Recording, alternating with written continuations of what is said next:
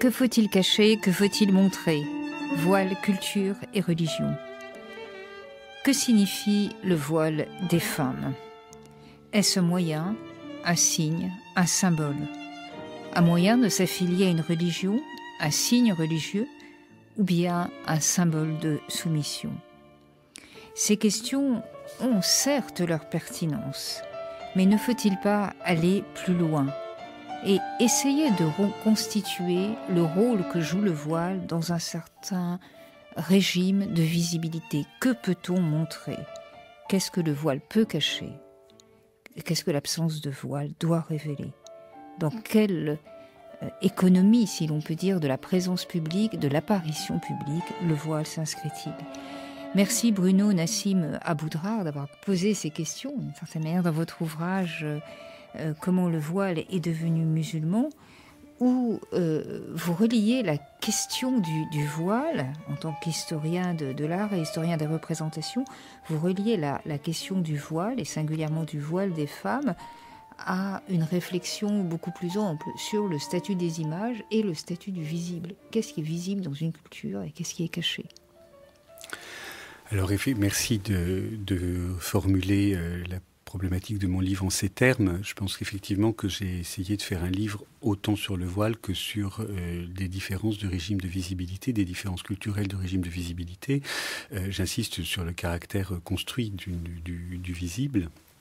Et selon les cultures, le visible peut être la vue, le fait de voir, le regard peut recevoir peut être particulièrement privilégié. C'est le cas dans les cultures hellénistiques puis chrétiennes, où au contraire il peut y avoir une méfiance à l'endroit de l'organe de la vue. Et il me semble que c'est fondamentalement le cas dans beaucoup de cultures, mais notamment dans la culture musulmane. Alors, insistons bien sur cette thèse, parce qu'elle est tout de même assez rarement présentée de cette façon, et surtout liée à des phénomènes aujourd'hui qui peuvent rendre énigmatiques pour la culture occidentale certains aspects de la culture musulmane, c'est-à-dire des cultures où le voile est présent, où en particulier le visage des femmes ou les cheveux des femmes sont cachés, sont en général des cultures où on montre peu, où il y a peu de choses visibles, où il y a plus de cachés que de visibles.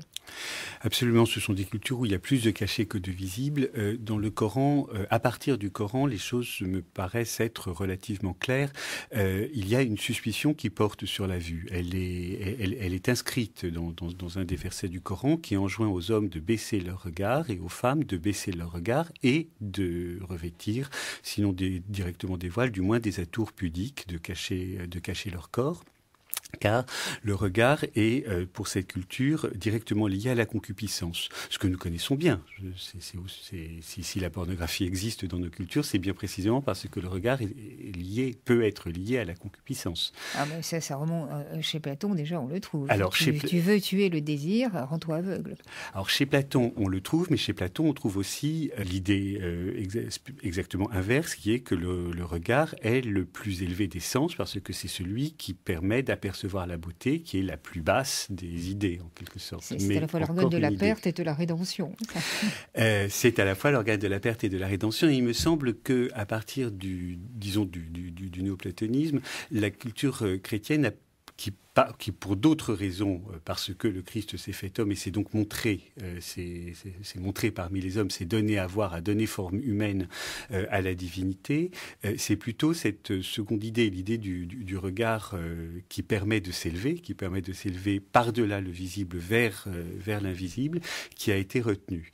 D'où, me semble-t-il, dans les cultures de la chrétienté, disons au sens très large, d'une part, parfois le culte des images, ailleurs la tolérance pour les images, mais en tous les cas un statut très très très privilégié donné aux images, mais en plus du statut très privilégié donné aux images, vraiment toute une culture, une architecture, un urbanisme, des rituels qui soulignent la préséance donnée au regard dans ces cultures. Un mot sur la chrétienté, parce que les pays musulmans ne sont pas les seuls où les femmes en particulier ont été voilées. Quel a été le rôle du voile dans la chrétienté, enfin, parce qu'il y a des textes de saint Paul, et en particulier le premier épître aux Corinthiens, qui est assez troublant.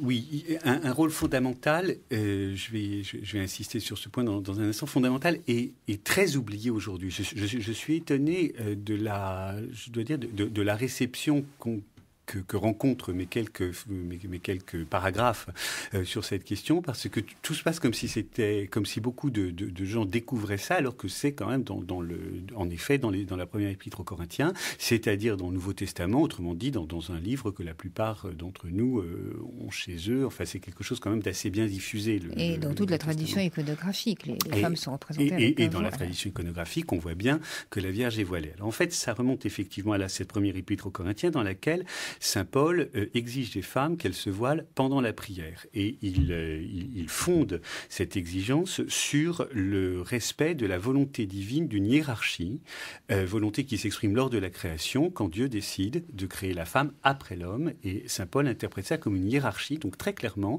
comme un signe de l'infériorité de la femme.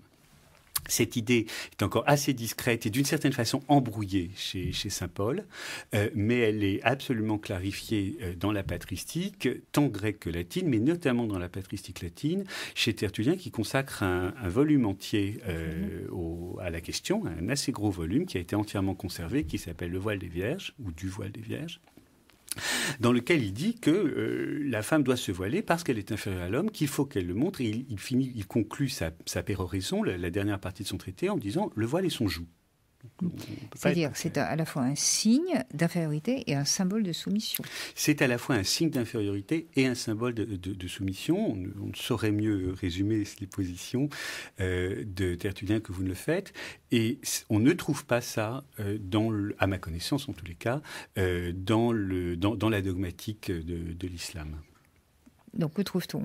Alors, la dogmatique de l'islam, ce que l'on trouve, c'est une très chétive mention du voile dans la sourate des Coalisés, où il est simplement recommandé aux femmes musulmanes, c'est-à-dire également des femmes libres par opposition aux esclaves, de le porter pour être reconnues et respectées. Alors, reconnues, ça veut dire identifiées, comme musulmanes et comme femmes libres, par opposition à des esclaves, lesquels, dans ces sociétés, manifestement, pouvaient être assez librement molestés. Et donc, il s'agit pour elles de signaler qu'elles ne peuvent pas être embêtées par les hommes quand elles vaquent à leurs occupations. Donc, pas de signe religieux, pas de signe de soumission, pas de symbole de soumission, pas de signe d'infériorité. Pas de signe d'infériorité. Du moins dans cette fameuse sourate. Dans cette fameuse sourate. Ce qui n'empêche pas que, par la suite, les femmes aient été vouées, les femmes de condition, les femmes par la suite, c'est-à-dire en fonction d'un texte ou en fonction d'un commentaire ou... En fonction de commentaires. En fonction de commentaires qui relèvent de la jurisprudence, qui sont des commentaires à la fois nombreux, d'une certaine façon très obscurs, pas traduits. Enfin, on a l'image de ce que peuvent être des lourds grimoires de jurisprudence qui instituent en fait, beaucoup plus que le voilement, l'enfermement des femmes de condition, c'est-à-dire les femmes qui ne doivent pas travailler, qui ne doivent pas sortir pour travailler, c'est-à-dire donc toutes celles qui ne sont pas paysannes, qui ne sont pas esclaves, qui ne sont pas domestiques, qui ne sont pas marchandes, prostituées. Ou prostituées. Il reste les femmes mariées, les femmes qui ont les moyens de rester chez elles, et alors celles-ci sont vouées tout simplement à l'enfermement dans le harem, et elles ont été enfermées toute leur vie, ne sortant parfois du harem que mortes. Donc elles sont sans accès à l'espace public, c'est-à-dire sans accès à un régime de visibilité à peu près minimalement ouvert. Sans aucun accès à l'espace public. Et alors donc, d'une certaine manière, elles n'ont pas besoin d'être voilées puisqu'elles ne sortent pas. Elles n'ont pas besoin d'être voilées, et le voile n'est que l'instrument qui leur permet de sortir si elles doivent sortir, c'est-à-dire par exemple si la maison ne contient pas de hammam, de bain, alors elles se voilent pour sortir tôt le matin ou tard le soir à la pénombre et furtivement gagner le hammam, la maison du médecin, de l'accoucheur, que sais-je. Donc dans ce système-là, inévitablement, ce voile devient un signe de soumission, enfin un signe d'infériorité incontestable, enfin de statut différent en tout cas par rapport à l'homme. Je dirais plutôt qu'il est un instrument de coercition. Parce que même, là, c'est l'origine. Et comment expliquer que dans la chrétienté, le voile des femmes est à peu près disparu, enfin, sauf encore dans quelques communautés chrétiennes, alors qu'il est resté pour les femmes musulmanes lorsque l'occasion s'en présentait. Nous ne parlons pas encore de l'usage actuel du voile, et c'est votre thèse qui correspond à de toutes autres intentions. Le voile a disparu, en fait, du monde chrétien ou quasiment disparu, pas tout à fait, mais quasiment disparu du monde chrétien très tardivement, avec Vatican II, dans les années 50 du XXe siècle. Le voile pour les religieuses, quand même. Pas le voile pour les autres femmes, pas pour les chrétiens. Jusque-là, les religieuses étaient voilées, et par exemple, jusqu'à la Révolution, les religieuses ne l'étaient pas. On ne devenait pas forcément religieuse de sa propre volonté. On pouvait être forcé à l'être. Il y a des textes magnifiques à ce sujet, à commencer par la religieuse de Diderot, qui raconte l'histoire d'une femme forcée à être forcée au voile. Oui, mais ça, c'est pas dû à la religion en tant que telle. C'était aussi un système d'oppression et la nécessité de caser les cadettes de famille pour lesquelles on n'avait pas à dépenser de dot. Mais je pense que le voilement des femmes musulmanes n'est pas non plus dû à la religion en tant que telle, mais à un système d'oppression. Donc, en ce sens, il y a une réciprocité. Alors, aujourd'hui, on retient l'oppression et on l'attribue à l'islam. Voilà. Aujourd'hui, on retient l'oppression en oubliant un petit peu notre propre passé relativement récent, et on l'attribue de façon un peu unanime à l'islam, alors que les choses sont probablement plus compliquées à bien des égards. Alors, ce qui est étonnant, et on va en venir à votre thèse sur ce que signifie le voile, parce que c'est extrêmement intéressant de considérer que le voile est aujourd'hui l'objet d'une mise en scène, c'est-à-dire d'une extrême visibilité, une visibilité destinée à cacher, mais qui n'a plus rien à voir avec le régime de l'invisibilité qui caractérisait la véritable culture musulmane autrefois. Je dis parfois qu'il en est une sorte de fossile vivant. On ne peut pas tout à fait dire qu'il n'ait plus rien à voir. Il vient de là, mais comme le régime de visibilité, ou plutôt le régime d'invisibilité ou de discrétion dans la visibilité qui le soutenait, qui le rendait cohérent et qui faisait à la fois que le voile n'était pas vraiment vu et servait à ne pas être vu, à telle enseigne que dans tout le Maghreb, il était de la couleur des murs, il était blanc, d'une couleur qui évoque celle de la chaux, de ces murs chaulés des villes traditionnelles d'Afrique du Nord.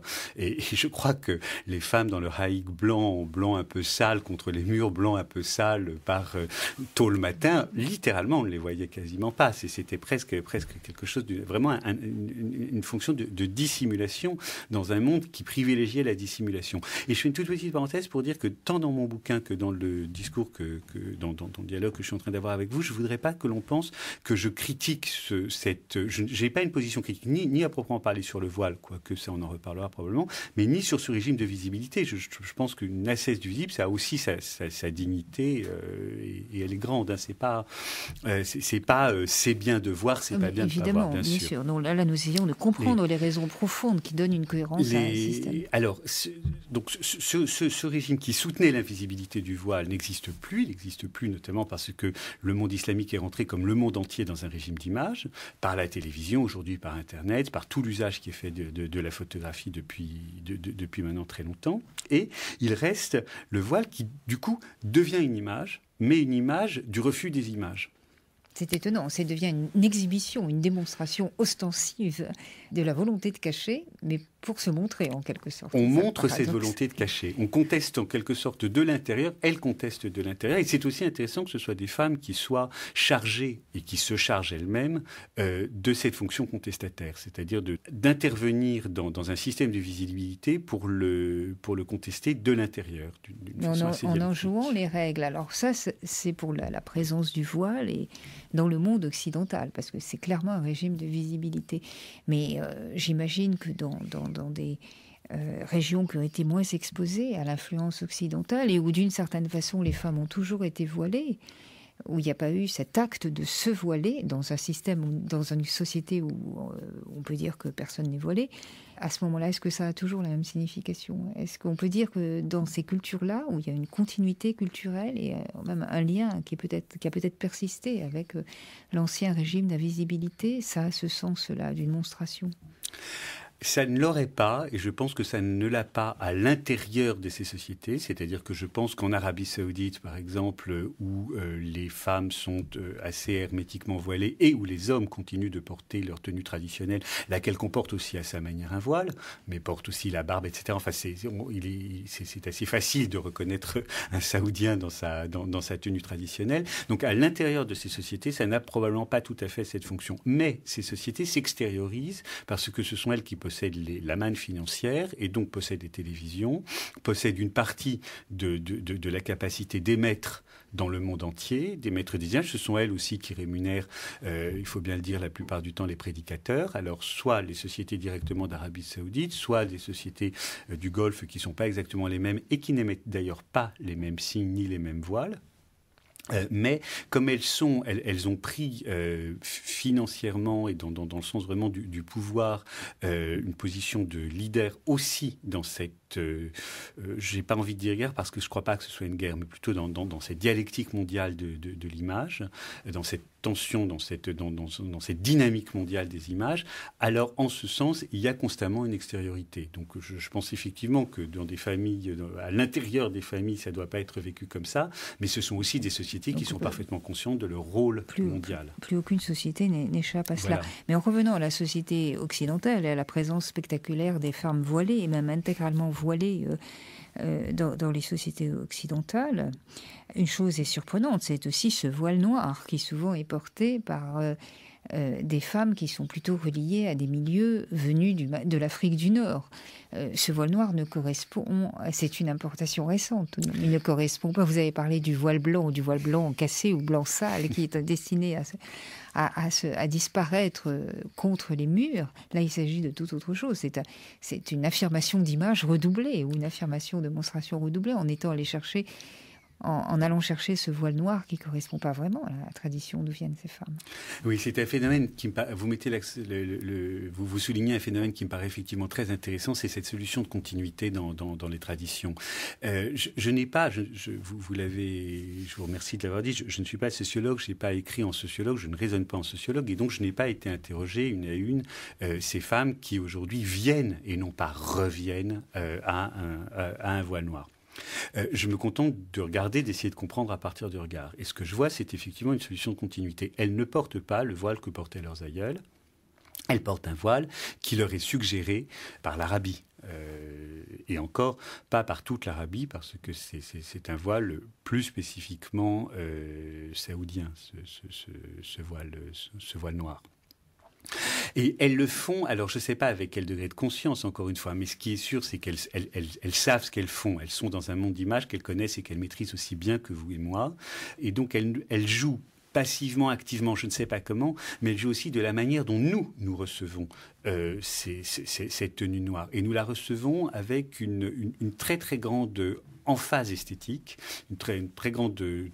enfin, nous surréagissons parce que pour nous, et c'est notre culture, il n'y a absolument pas à aller la contre, c'est le fait, le voile noir, à plus forte raison, est un signe extrêmement inquiétant. Signe d'un deuil terrible, signe d'une pénitence, c'est quelque chose d'un peu néo-gothique, c'est mi-romantique. On a 1 million d'imaginaires très cinématographiques aussi, où une grande figure noire, voilée, etc. On est dans des châteaux hantés en Angleterre, c'est Lady Macbeth, c'est ce que vous voulez de ce genre. Je ne sais pas si c'est à ça qu'on pense, mais en tout cas, on est très loin surtout de l'expérience des pays d'Afrique du Nord que beaucoup de Français connaissent, où ce n'est pas comme ça que les femmes étaient voilées. Ça ne correspond pas à nos images, à ce que nous connaissons de l'histoire de ces pays ou de l'expérience que nous en avons eue. On est très loin de cela, mais je pense aussi que l'on est très loin de la manière dont ce voile noir peut être reçu dans les pays où il a été promu. Ça c'est probable. Mais elle se transforme en spectacle. Elle se transforme en spectacle. Votre analyse s'ouvre sur un commentaire extrêmement précis d'une photographie qui était peut-être au sens à des fins de propagande, mais au sens le plus noble du terme, d'un couple. La femme est entièrement voilée de noir, mais en même temps, l'organisation de la photographie réfute à chaque instant ce que ce voile est censé proclamer. Oui, j'ai essayé de montrer ça. Effectivement, c'est une photo qui, en fait, c'est la photo à partir de laquelle j'ai eu envie d'écrire ce livre. Donc, c'est vraiment cette photo-là qui a sollicité ma curiosité, et parce que je me suis rendu compte qu'elle était pleine d'antinomies. Donc, la photo qui était parue dans Le Monde il y a quelques années représente un militant islamiste, Abou Omar, je crois, membre de la confrérie des frères musulmans, et sa femme. Ils sont assis. Alors, lui est barbu, il est en camis, ses chemises blanches, il regarde le spectateur de façon très, très fière. Et puis sa femme est entièrement en noir, elle est même gantée, on ne voit pas ses yeux, on voit rien. Mais on a l'impression qu'elle regarde de manière très fière aussi. On peut penser, mais surtout, elle tient ils se tiennent par lui à la main sur sa cuisse, elle l'entoure, enfin il y a un geste tendre, ils sont dans une chambre d'ailleurs petite bourgeoise un peu occidentale, avec un cosy en palissandre, des petits napperons en dentelle, etc. Or, d'abord, le fait de faire image est absolument anti-musulman, même s'ils vont expliquer que la photographie n'est pas une image, on y reviendra éventuellement, mais enfin bon, n'empêche que la photographie est quand même une image, au moins pour l'Occident. Donc le fait de faire image est en soi anti-musulman. Le fait de montrer la tendresse du couple est absolument non musulman aussi. C'est avec ces gestes qui sont à la limite de l'impudeur. Ces gestes qui sont à la limite de l'impudeur, mais surtout qui sont soit tel que l'on voit dans la tradition du portrait matrimonial occidental des couples comme les époux Arnolfini, par exemple, qui se tiennent par la main, ou comme Rubens et sa femme. Enfin, il y a comme ça une tradition de couple dans l'iconographie occidentale. Et puis, cette tradition devient kitsch dans des images de happy end du cinéma hollywoodien. Oui, parce qu'ils sont assis sur un lit qui a l'air fort confortable. Alors là, on parlait au début de notre entretien du fait de ne pas visiter, d'essayer de ne pas regarder comment c'est chez les gens. Là, ils montrent leur intérieur dans tous les sens du terme, ils montrent leur intimité, et on ne peut pas plus anti-musulman que cette image qui pourtant prétend être une sorte d'icône de l'islam, ce qui est une contradiction dans les termes. C'est tout à fait saisissant, et quand on lit ce commentaire, d'une certaine façon, pardonnez-moi, c'est captatio benevolentiae, on est déjà séduit par la thèse. Alors, vous avez fait une digression, mais qui n'en est pas une, sur la découverte des femmes voilées par le monde occidental, puisque quand même la France est un pays qui a été un pays colonial, une grande puissance coloniale, dès 1830, contact constant entre le monde occidental et puis toutes ces femmes voilées, et la première pulsion, évidemment, c'est de dévoiler, et même parfois de déshabiller. Dès 1830 pratiquement, dès le début de la colonisation française en Algérie. J'insiste sur cette date pour préciser, et pas avant. C'est-à-dire qu'avant, on a quand même quelques témoignages sur le regard occidental sur les femmes voilées, et c'est un regard au contraire extrêmement bienveillant. Par exemple, la Lady Hamilton, la femme d'un ambassadeur d'Angleterre au divan à la fin du XVIIe siècle, adore se voiler, elle copine avec des femmes voilées dans les harems, et elle en dit le plus grand bien. Encore avant, il y a des tableaux de Bellini qui représentent des femmes voilées avec une grande bienveillance. Donc le problème commence quand les Français arrivent, et où très tôt, Bugeaud a cette phrase que je cite de mémoire, dont je ne cite pas bien, mais il dit « Tant que les femmes musulmanes seront voilées, les musulmans nous échapperont à notre autorité ». Il y a cette idée qu'il faut qu'un peuple colonisé soit sous le regard du colonisateur. Donc intégré dans le même régime de visibilité, donc négation du régime d'invisibilité. Je ne sais pas s'il faut dire intégré ou s'il faudrait dire soumis au même régime de visibilité. Parce que là, je crois qu'il y a vraiment l'idée de mettre les gens sous le regard, d'une idée comme ça un petit peu panoptique, de pouvoir voir les sujets, les nouveaux sujets de la France. Les sujets que la France vient de se donner. Et puis il y a aussi quand même une dimension érotique, c'est que ces femmes, les colons sont essentiellement des hommes, il manque de femmes, ces femmes qui se refusent à eux, qui se refusent même à leur regard, que l'on ne voit pas, etc.